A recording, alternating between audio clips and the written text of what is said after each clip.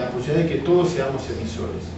Y esto vuelve a lo que decíamos esta mañana respecto al viejo maestro Frenet y su mirada de la educación, que lo importante no era tanto que hubiera mejores textos para los niños, sino que los niños produjeran sus textos.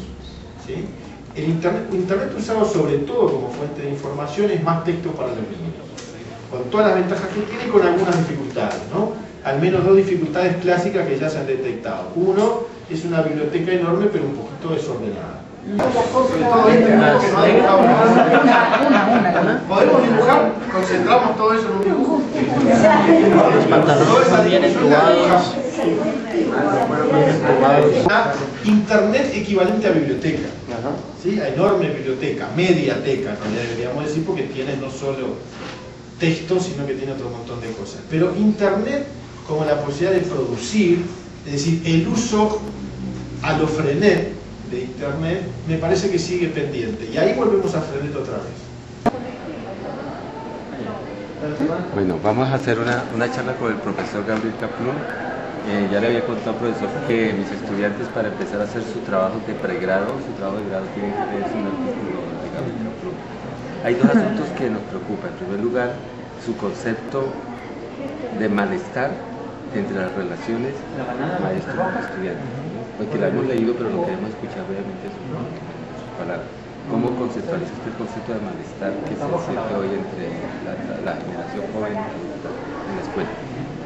Parecería que hay varios componentes ahí, algunos que tienen que ver con el sistema educativo en general y una sensación de pérdida de sentido para los estudiantes y para los docentes. Creo que esto tiene una explicación que podríamos llamar, entre comillas, objetiva, y es que le ha pasado a los sistemas educativos en América Latina, y yo diría en el mundo, pero en particular en América Latina, y sobre todo en un tramo que es el que más hemos estudiado, que es la enseñanza media.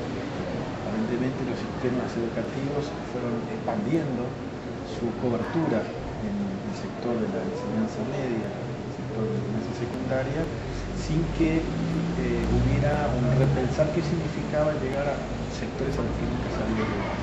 Me parece que hay toda una explicación importante del malestar desde el propio sistema. Yo la que he explorado junto con esa y articulado con esta es más la falta de sintonía, de comprensión, la desazón, incluso que se produce en un docente frente a sus estudiantes. Creo que hay una hipótesis fértil que es pensarlo desde las culturas. Hay encuentros entre culturas, conflictos culturales por razones generacionales. Esto tiene una historia más larga, siempre jóvenes y adultos tuvieron diferencias, pero también hay diferencias muy fuertes entre los jóvenes y hay una particular marca histórica de la diferencia generacional de hoy. Esto se expresa en los docentes, por un lado, en la incomprensión de los signos del otro, del joven. No entiendo lo que dice, no entiendo cómo se viste, siempre hay un poco de distancia y desprecio en esa sino no querer comprender, o una precomprensión, un prejuicio que estaría marcando de entrada un rechazo a eso que se ve nuevo. También esto tiene larga historia, también hubo siempre una cierta distancia entre las generaciones desde este punto de vista. Igual explorar esta marca específica de cuál es, qué consiste esa incomprensión, me parece que da muchas pistas sobre alguna de las cosas que dice. La otra incomprensión, la otra distancia tiene que ver inicialmente con parece que no están para nada, que los jóvenes no tienen los sueños que teníamos nosotros cuando éramos jóvenes, que esos sueños en todo caso tienen un alcance muy corto, que no habría ya desde la mirada adulta o de ciertas miradas adultas, especialmente la de docentes reclutados, por lo menos en algunos países mayoritariamente entre clases medias, y que en los años 70 tuvieron muchos de ellos una cierta perspectiva histórica que hoy buscan y no encuentran en sus estudiantes, o encuentran en muy pocos y en el resto no. Ahí parece que aparece otra de las marcas de la decepción, desencanto, es el desencanto de los adultos con el desencanto del joven, un doble desencanto, verlos a ellos demasiado desencantados, esto que Rosana Reguillo llama como estrategia del desencanto, que el joven busca pero a su vez los adultos frente a esas estrategias no saben cómo pararse, cómo moverse. A veces terminan notando que quizás aquellos sueños que tuvieron fracasaron y que entonces tendría lógica que no puedan ser los mismos sueños, los sueños que sueñan mejor. Creo que esta es otra de las zonas de ese malestar de los jóvenes con los docentes, pero sobre todo de los docentes con los jóvenes, porque es mutuo también desde ambos lados. Y creo que eso termina construyendo una situación educativa de mucha desazón. Algunos docentes, por ejemplo, llegan a decir nosotros hacemos como que enseñamos y ellos hacen como que aprenden. Esta vivencia muy dura del simulacro educativo, de la simulación, me parece que es una vivencia muy desesperanzadora, muy desesperante también. El docente, póngase en la postura pedagógica que se imponga, solía ser alguien con ganas, con vocación, con poesía, con una cierta ilusión pedagógica que se tenía. Algo incido yo en el mundo alrededor porque incido en los estudiantes, porque algo en ellos.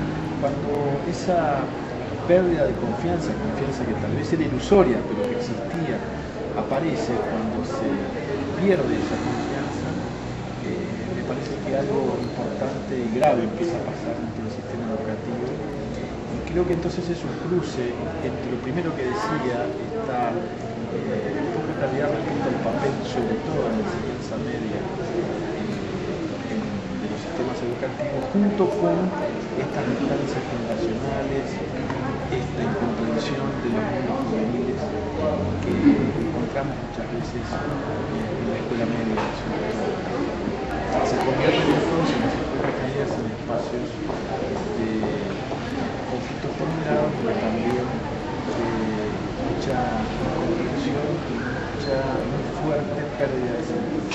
Creo que recuperar el sentido o construir otro sentido parece ser clave. No creo que se recupere el mismo sentido, creo que más bien hay que pensar un sentido distinto de ese espacio educativo, y ese sentido distinto, entre otras cosas, no como única cosa, pero estas cosas creo que pasa o debería pasar por un esfuerzo mucho mayor de los adultos en los mundos juveniles, de los docentes que entienden los mundos de sus estudiantes, porque creo que si no hay esa comprensión mutua, no hay posibilidades de Hay dos cosas que junto con lo que usted acaba de decir me hizo acordar de los escritos suyos. Uno, esa extraña relación que usted está haciendo entre pedagogía crítica y estudios culturales. Sabemos que la pedagogía crítica cree en la educación y en los espacios de la escuela para producir transformación bajo el concepto de resistencia.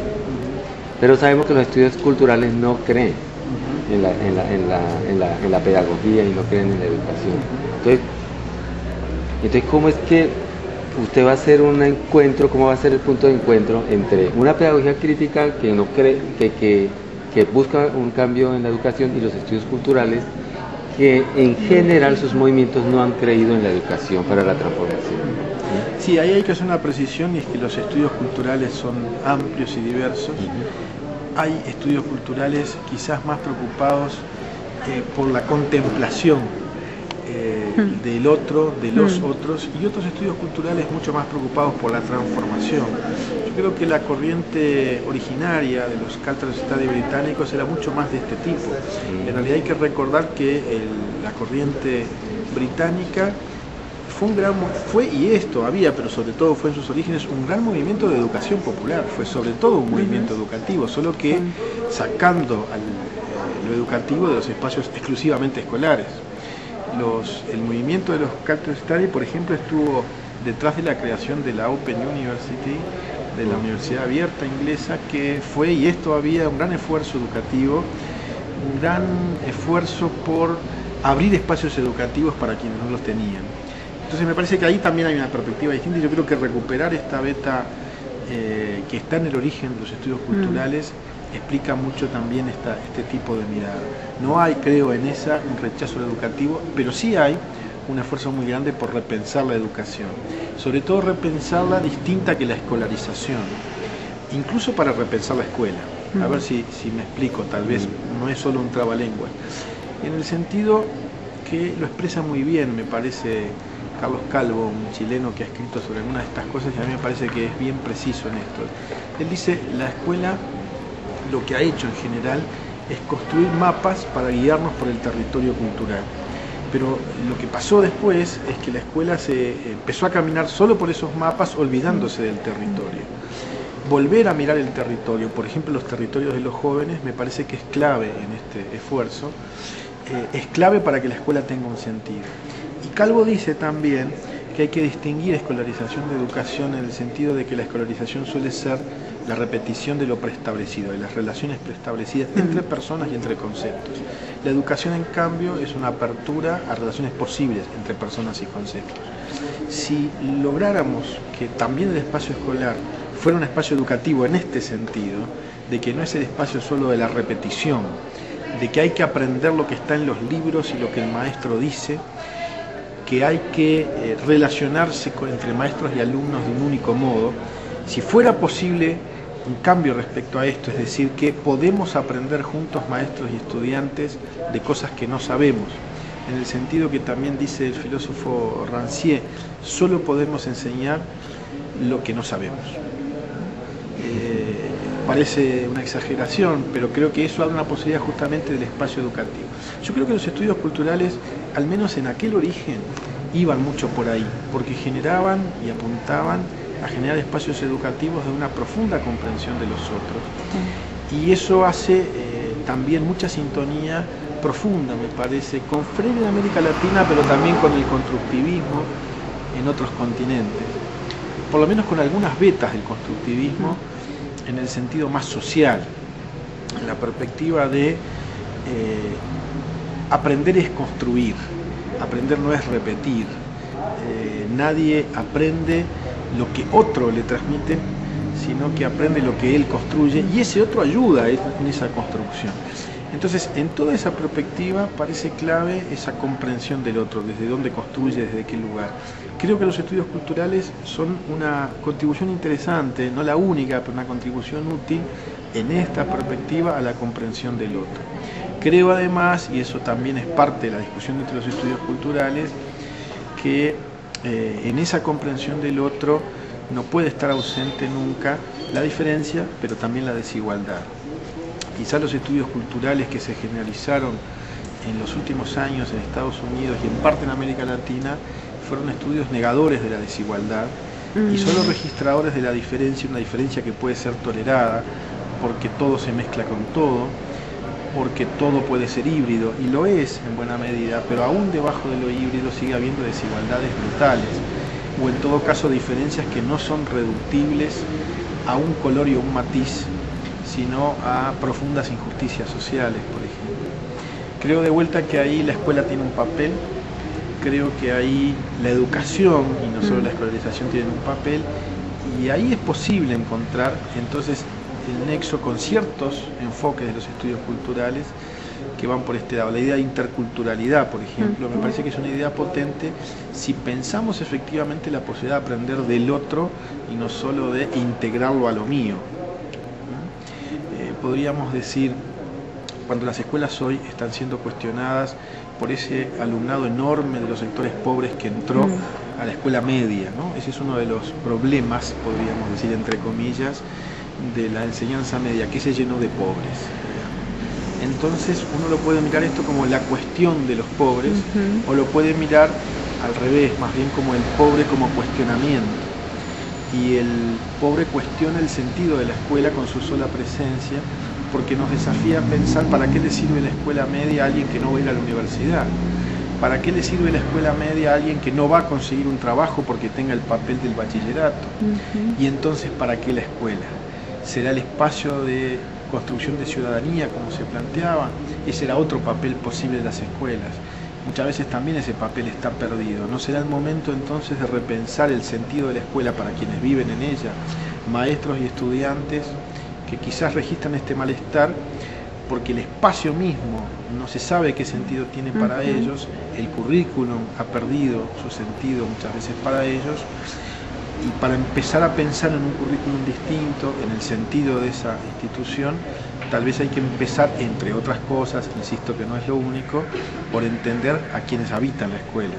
Y la habitan, en el caso de la escuela media, jóvenes que vienen de lugares muy distintos, que van hacia lugares muy distintos también, que tienen perspectivas de vida muy diferentes, y los estudios culturales pueden ayudarnos a entender de dónde vienen, a dónde van, dónde están hoy, dónde están ubicados, dónde vienen objetivamente, otra vez entre comillas, dónde van imaginariamente, dónde creen que van, dónde sueñan ir, cuáles son sus expectativas de vida y dónde se ubican hoy en ese punto de encuentro entre pasado y futuro en el que vive cualquier ser humano y los jóvenes en particular, que suelen vivir un momento de gran construcción de futuro, pero que también pueden vivir el no futuro más cerrado.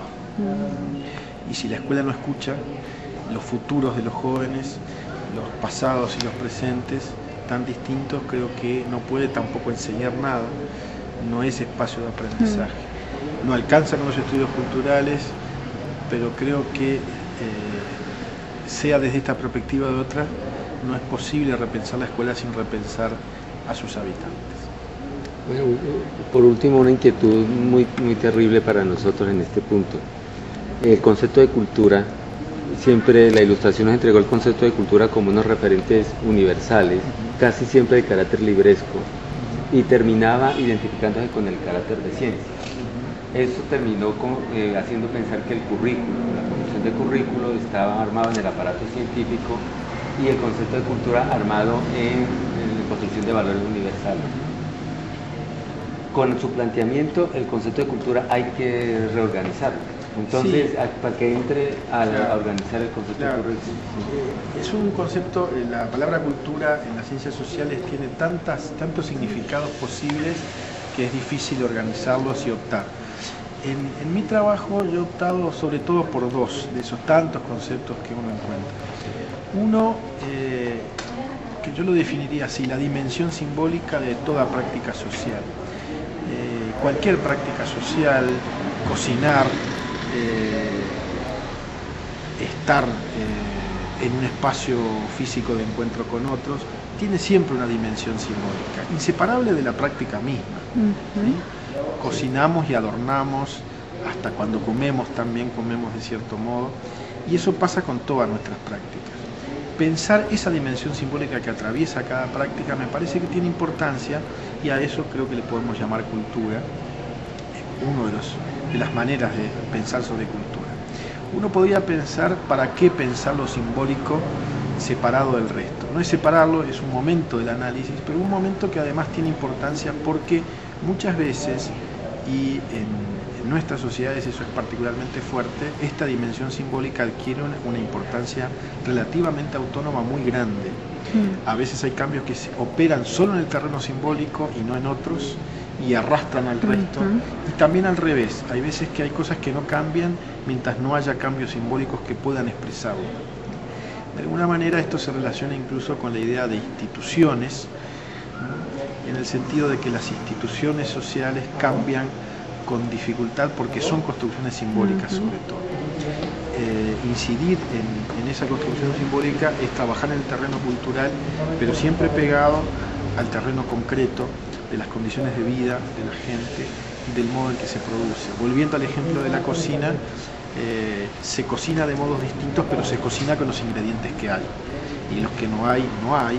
Los que el mercado ya no produce, no se consiguen, y entonces no todo es solo construcción simbólica únicamente.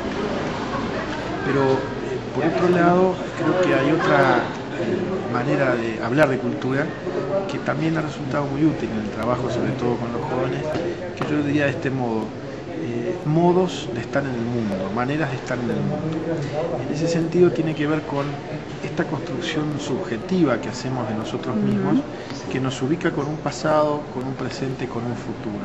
No es lo mismo estar en el mundo con proyectos de largo plazo que con proyectos de cortísimo plazo.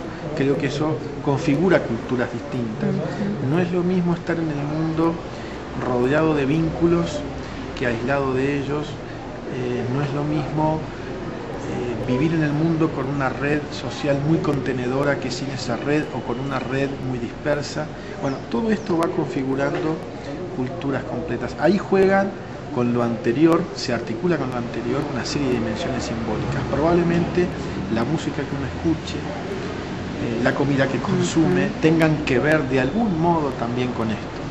Si uno come rápido, tal vez también viva rápido, en cierto modo. Y los proyectos también tendrán un carácter distinto. Bueno, ahí hay entonces un modo de estar, de vivir en el mundo, al que podemos también llamar cultura. Y siempre en este caso tenemos que pensarlo en plural, culturas. No habrá ya la cultura, habrá las culturas, porque hay muchos modos de vivir y estar en el mundo. De las muchísimas concepciones de cultura, yo he elegido sobre todo estas dos que me han resultado útiles para trabajar.